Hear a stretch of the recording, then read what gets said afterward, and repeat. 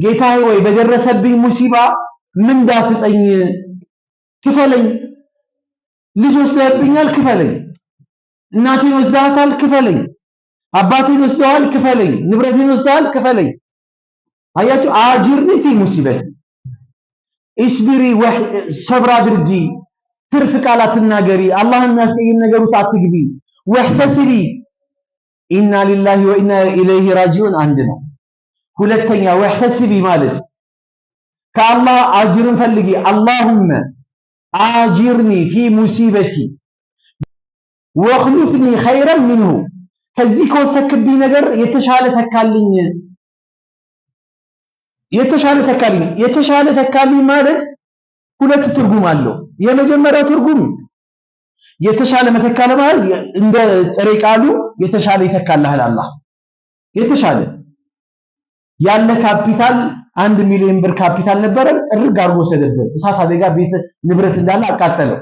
ይችን ቃል ተናገርክ አይደለ 2 ሚሊዮን ብር አድርጎ ሊሰጥህ ይችላል አላህ። ካፒታል ከፍ ያደርገዋል። ልጅህን ወሰደብህ አይደለ በሌላ ልጅ ሊተካህ ይችላል። እናትህን ቢወስድብህ በሌላ እናት ይተካልሃል? እናት አትተካማል። ምን ማለት ነው ግን?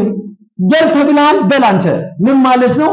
በእናት ምክንያት ሰብር አጥተህ ራስን እንዳትጎዳ፣ አኺራም ዲንህም እንዳይበላሽ፣ ለእናትህም የሚጠቅም ነገር ለአንተም የሚጠቅም ነገር አላህ ዱንያ ላይ ያመቻችልሃል። እናት ጥሩ ሐል ላይ ሆና ቀብሯ ላይ ሆና አንተ በህልም አላህ ያሳይሃል። የጀነት መሆኗን አላህ ሊያበስር ይችላል። ህልም ልፈታላችሁ አይደለም።